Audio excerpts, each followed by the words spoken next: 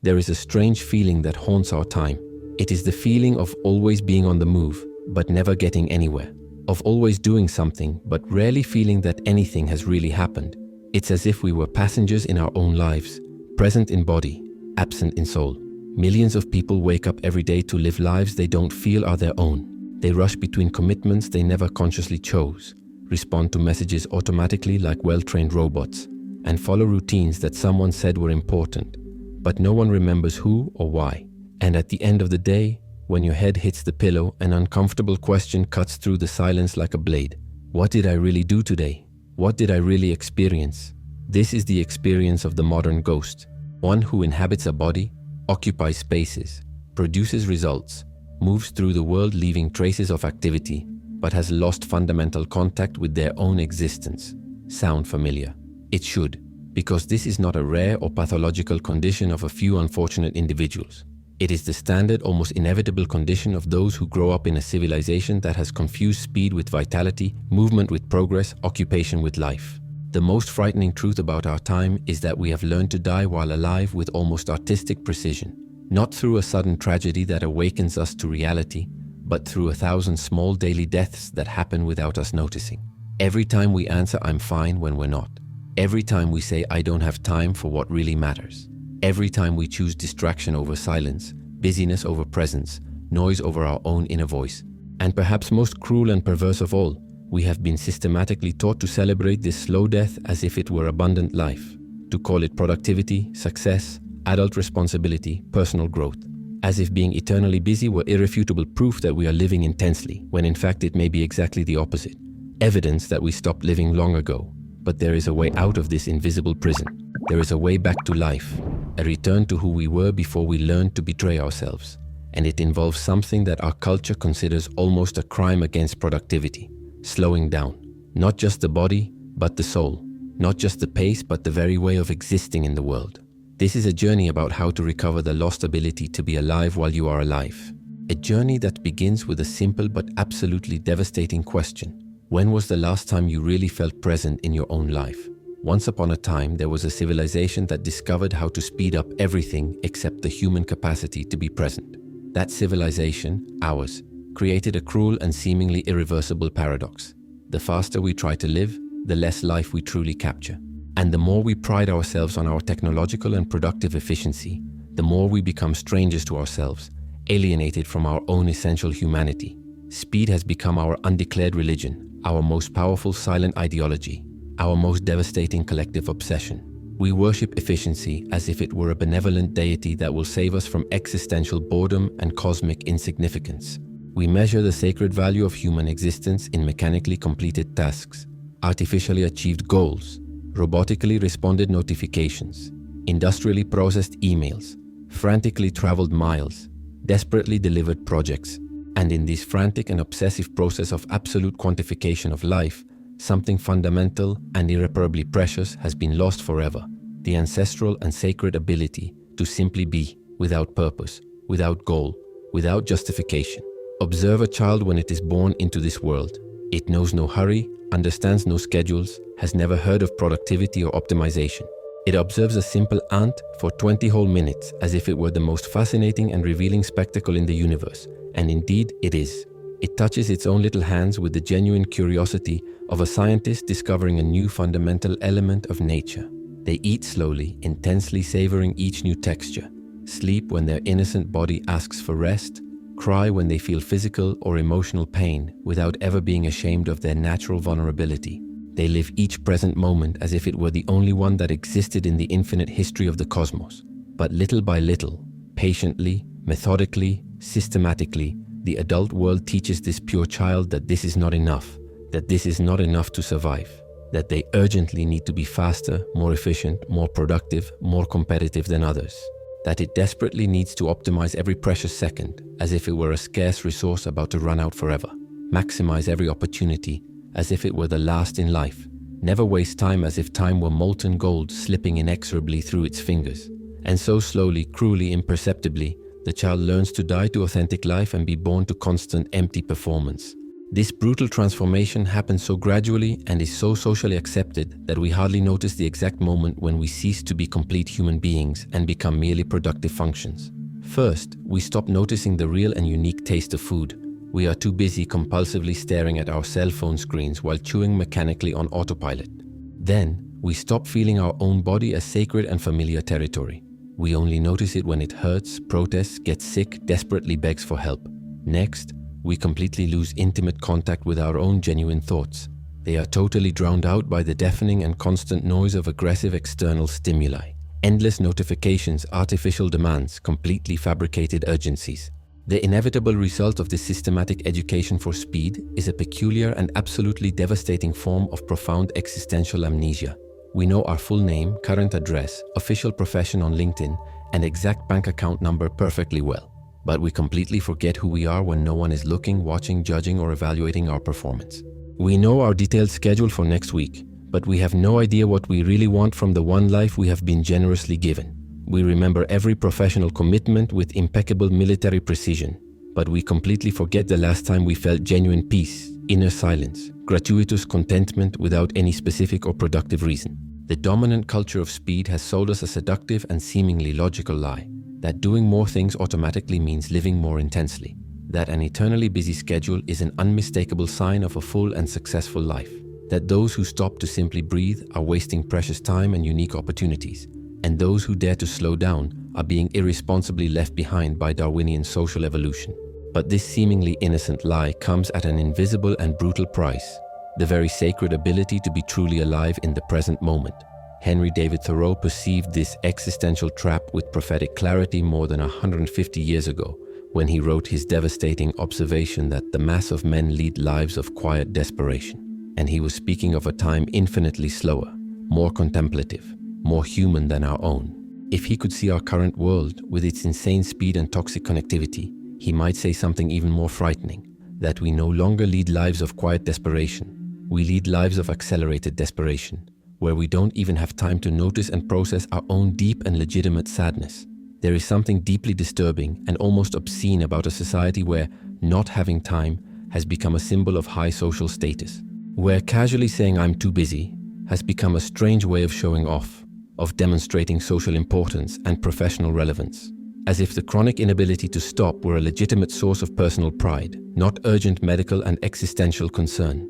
But behind this shiny facade of constant hyperactivity, there is a dark truth that few have the courage to face directly. Often, compulsive rushing is not really about having a lot of genuinely important things to do. It's about having a paralyzing fear of stopping and discovering that in the frightening stillness there is no one really home. That we are not consciously running towards something meaningful and transformative, but desperately running away from ourselves and our own existential loneliness. Speed has become our collective drug of choice, our most effective cultural anesthetic against the fundamental anguish of existence. It temporarily protects us from inevitable existential pain, distracts us from truly uncomfortable questions about meaning, and gives us the seductive illusion of progress when perhaps we are just moving frantically in ever smaller circles. And like any truly addictive drug, it breeds progressive tolerance. We need ever-increasing doses of stimulation, speed, and occupation to feel that we are still minimally alive. But what if this isn't the only possible way to exist with dignity in the world? What if there is a radical alternative that our sick culture has systematically taught us to despise, but which may be exactly what our wounded souls have been silently begging for all along? On July 4, 1845, while America celebrated its political independence, a 28-year-old man named Henry David Thoreau declared his own independence, not from a nation, but from an entire way of being. He carried a few books, basic tools, and a quiet determination to the shores of Walden Pond in Massachusetts, where he would build with his own hands something more precious than a simple cabin, a radical experiment in conscious living. Thoreau did not flee to the woods out of romanticism or escapism, as some have superficially interpreted. He went because he realized something that most of us still struggle to accept, that it is possible to go through an entire life without ever truly living, that it is possible to be so busy surviving that we completely forget to inhabit our own existence. He saw his contemporaries desperately chasing goals they never questioned, accumulating possessions that did not fulfill them, building lives that looked impressive on the outside but were empty on the inside. "I went to the woods because I wished to live deliberately," he wrote, and that word, deliberately, carries the full weight of a silent revolution. To live deliberately means to make conscious choices about how to spend the minutes that make up our brief passage through this world. It means refusing to live on autopilot, rejecting the idea that life is something that happens to us while we are busy doing other things. For 2 years, 2 months, and 2 days, Thoreau built a routine that defied everything society considered productive or valuable. He woke up without an alarm clock, following his body's natural rhythm. He spent hours observing the behavior of animals, the subtle changes of the seasons, the movement of light on the water. He read deeply, thought slowly, and wrote only when something genuine emerged from his reflections. By the standards of his time, and even more so by ours, he was wasting time in a scandalous way. But Thoreau discovered something that our hyperactive culture has completely lost sight of. That time not wasted is time lived with full awareness. That a morning spent watching the sunrise can be more transformative than months spent rushing between empty obligations. That there is a fundamental difference between being busy and being present, between doing a lot and living deeply. His cabin measured only 10 feet by 14, smaller than many modern bathrooms. But within that minimal space, he found something that palaces cannot offer: inner freedom. Freedom from social expectations, from artificial haste, from the compulsive need to appear important. Freedom to discover who he really was when all the masks and performances that civilized life demands were removed. Most luxuries and many so-called conveniences of life, Thoreau observed, are not only dispensable, but positive hindrances to the growth of humanity. He did not preach poverty for poverty's sake, but simplicity as a path to real abundance. He realized that the more we possess, the more we are possessed. That every extra object in our lives demands attention, maintenance, worry, fragments of soul that could be used for living. In Walden, far from the constant noise of civilization, Thoreau rediscovered sounds that had become inaudible. His own thoughts, natural breathing, the fertile silence between words. He realized that much of what we call communication is just noise, that many of our activities are just aimless movement, that much of what we consider progress is just unnecessary complication of simple life. But perhaps Thoreau's most radical discovery was realizing that slowing down did not make him less productive. It made him differently productive.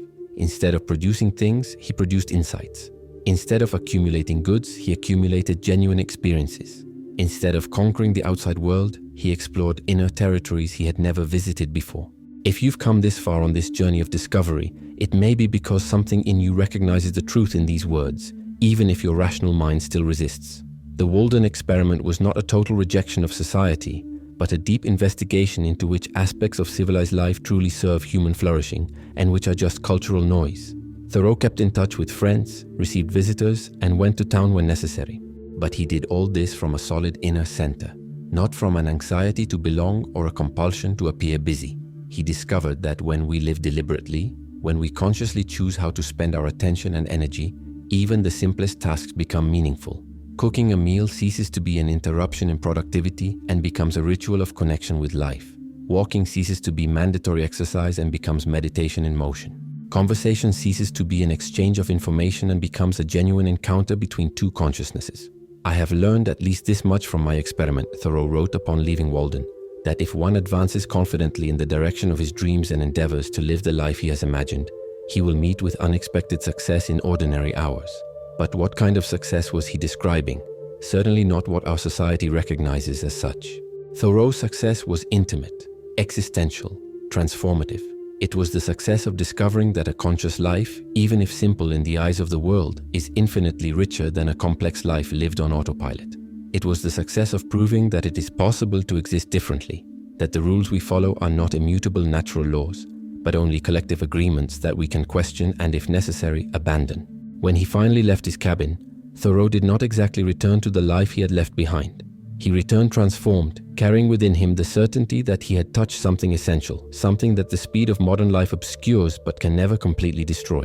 He returned knowing that deliberate living is not a luxury for a privileged few, but an urgent necessity for all who still want to feel truly alive.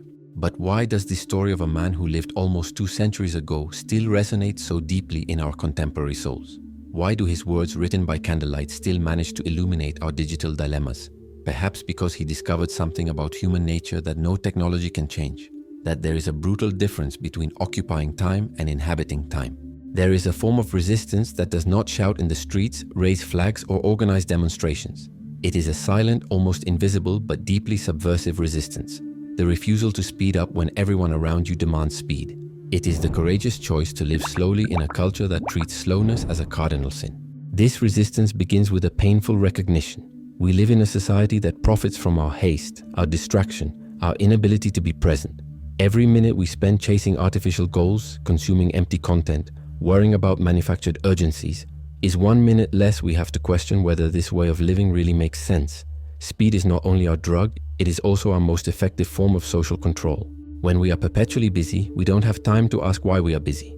When we are constantly stimulated, we cannot hear the inner voice whispering that something is deeply wrong with this pace. When we are eternally running, we don't stop to question whether we are running in the right direction or whether we should be running at all. But slow living, the philosophy of living slowly, is not romantic escapism or a privilege for those who can afford to take their time. It is a strategy for psychological survival, a form of self-preservation in times of collective emotional collapse. It is the difference between being a passive consumer of one's own life and becoming the conscious author of one's own existence. Living slowly means making deliberate choices about where to place our attention, the most precious resource we have. It means recognizing that not everything that seems urgent is really important, and that not everything that seems important needs to be done immediately. It means creating sacred spaces of silence amid the chaos, moments of genuine presence amid constant performance. But here lies the most beautiful paradox of slow living. When we consciously slow down, we don't live less, we live more intensely. When we stop frantically chasing life, we begin to truly inhabit it. A conversation with full presence can be more transformative than 1,000 superficial interactions. A meal savored slowly can nourish not only the body but also the soul. A leisurely walk can reveal aspects of reality that speed has always caused us to miss. The resistance of slow living manifests itself in seemingly simple but revolutionary ways. It is turning off your phone for an hour and observing how silence resonates within you. It is saying no to commitments that do not feed your soul, even when it causes social discomfort. It is allowing yourself to feel boredom without seeking immediate distraction, discovering that boredom can be a gateway to authentic creativity. It is choosing quality over quantity in all areas of life. Fewer relationships but deeper ones. Fewer activities but more meaningful ones. Fewer possessions but more appreciated ones. Less information but better digested. Less rush but more presence. Less performance but more authenticity. This philosophy directly confronts one of the most toxic myths of our time, that more is always better. More productivity, more experiences, more connections, more stimuli, more opportunities. Slow living whispers a heretical truth. Sometimes less is more. Sometimes the path to abundance lies in voluntary simplicity. But living slowly does not mean living passively. On the contrary, it requires constant vigilance against the forces that want to accelerate our existence. It requires courage to go against the grain, to appear unproductive in the eyes of a society obsessed with quantifiable results. It requires the strength to remain centered when everyone around you is lost in the whirlwind of haste. There is something deeply political about this choice. In a system that needs dissatisfied consumers, anxious people, and exhausted workers to keep functioning, choosing contentment is an act of rebellion. In a culture that sells future happiness in exchange for present suffering, choosing to be well now is almost revolutionary. Slow living invites us to question not only how we live, but why we live the way we do. Why do we accept that adulthood must be synonymous with constant rush? Why do we agree that not having time is normal? Why do we allow our schedule to be controlled by the urgencies of others? Why do we treat rest as a luxury rather than a basic necessity? These questions are uncomfortable because their answers reveal how much of our lives are not really our own. How much of our choices are just automatic reactions to external pressures. How much of our identity is built on foundations that we have never consciously questioned. But they also reveal a liberating possibility, that we can choose differently, that we are not passive victims of modern speed, but active agents who can opt for a more human, more sustainable rhythm, more aligned with our deepest nature. The true subversion of slow living is not in rejecting brutal changes in the way we live, but in small daily choices that, when accumulated, completely transform the quality of our existence. It is a silent revolution that happens one moment of presence at a time, one conscious breath at a time, one deliberate choice at a time. Because in the end, living slowly is not about physical speed, it is about existential speed. It is about synchronizing the external rhythm with the internal rhythm, harmonizing the demands of the world with the needs of the soul. It is about remembering that we are human beings, not just human doers. But if this philosophy makes so much sense, if the need to slow down is so obvious, why do we still resist? Why do we keep running, even when we know it leads nowhere that really matters? There is a quiet moment in every person's life when they realize they can choose. They can choose to stop chasing a life they never asked for and start building an existence that truly resonates with who they are inside. That moment doesn't come with fanfare or dramatic revelation. It comes as a whisper, a subtle realization that there is another way to be in the world. The resurrection of one's own life does not happen through radical changes or romantic escapes to isolated cabins. It happens through small daily deaths. The death of the need to impress, the death of the compulsion to be busy, the death of the fear of appearing less in the eyes of others. Every time we choose presence over performance, we kill a little of the ghost we have become and feed the real person who has always been buried under layers of social expectations. Living intentionally means recognizing that not every opportunity needs to be seized, not every door needs to be opened, not every invitation needs to be accepted. It means understanding that saying no to what doesn't serve us is saying yes to what really matters. And discovering what really matters requires something that our culture considers almost criminal: time. Time to feel, to think, to simply be without justification. When Thoreau wrote about living deliberately, he was talking about something that goes far beyond productivity techniques or life hacks. He was talking about a completely different way of inhabiting time. Instead of treating it as a scarce resource to be optimized, treat it as sacred space to be honored. Instead of filling it with activities, allow it to breathe. Instead of managing it, live it. But how do you do that in a world that never stops? How do you live slowly in a reality that demands constant speed? The answer is not to escape the world, but to create islands of sanity within it. Moments of silent resistance where you refuse to speed up, even when everything around you pushes you to do so.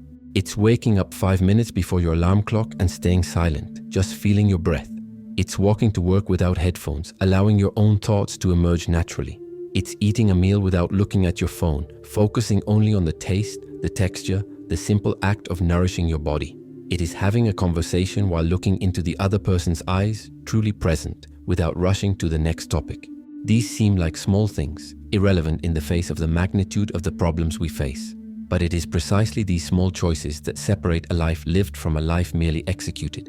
It is these small acts of resistance that keep us human in a world that wants to turn us into efficient machines. The philosophy of slow living does not promise a life without problems or difficulties. It promises a life where you are present for everything that happens, including the difficult moments. Because when we live slowly, when we are truly present, even pain becomes more bearable. Not because it hurts less, but because we are no longer running away from it through constant distraction. There is a fundamental difference between a full life and a busy life. A busy life is filled with commitments, tasks, obligations, stimuli. A full life is filled with meaning, presence, genuine connection, moments that really matter. And curiously, a full life often seems empty to those who are accustomed to a busy life. It seems that nothing is happening, when in fact everything is happening, just in a more subtle, deeper, more real way. The most beautiful paradox of slowing down is that we don't waste time, we gain time. Not chronological time, measurable by the hands of a clock, but existential time, the kind that expands when we are truly present. An hour lived with full attention can contain more life than entire days spent on autopilot. But perhaps the greatest gift that slow living offers us is the rediscovery of ourselves. When we stop running, when we create space for silence, we begin to hear voices that have long been drowned out by noise. The voice of intuition, creativity, inner wisdom that always knew there was a better way to live, but never had room to express itself. It is in this silence that we discover that many of the things we were running after were not even ours to begin with. They were borrowed goals, other people's dreams, definitions of success that we never questioned. And we also discovered that the things that really matter, love, connection, creativity, inner peace, a sense of purpose, cannot be achieved through haste. They only reveal themselves in slowness, in presence, in conscious attention. Living slowly is not a technique. It is a philosophy. It is not a method. It is a way of being. It is not something we do. It is something we are. It is the difference between having a life and being alive. Between possessing experiences and allowing experiences to possess us, transform us, awaken us to who we really are beneath all the layers of social conditioning. When we finally stop chasing life and start inhabiting it, we discover that it was here all along, waiting patiently for us to give it our full attention. We discover that we don't need to go anywhere special, achieve anything extraordinary, or become someone different to have access to a full life. We just need to stop, breathe, and remember that we are already enough. We are already complete. We already have everything we need to be truly alive. The life you are looking for is not out there in the future, after you achieve your next goal. It is here now at this very moment, just waiting for you to slow down enough to recognize it. And when you finally recognize it, you realize that you never needed to resurrect your life. It never really died. It was just sleeping under the weight of speed, dreaming that it was urgent to wake up when in fact it had been awake for a long time. What will you discover about yourself when you finally stop running? Write in the comments when you realized you were living on autopilot. If you've made it this far, you've already taken a step beyond most people. You watch the videos. You reflect on each idea. Now the question is, how far do you want to go with this? If you want to take the next step and truly apply this knowledge to your life, the codes of the White Rabbit are ready for you. The link is in the pinned comment. Remember, success is a decision. The choice is yours.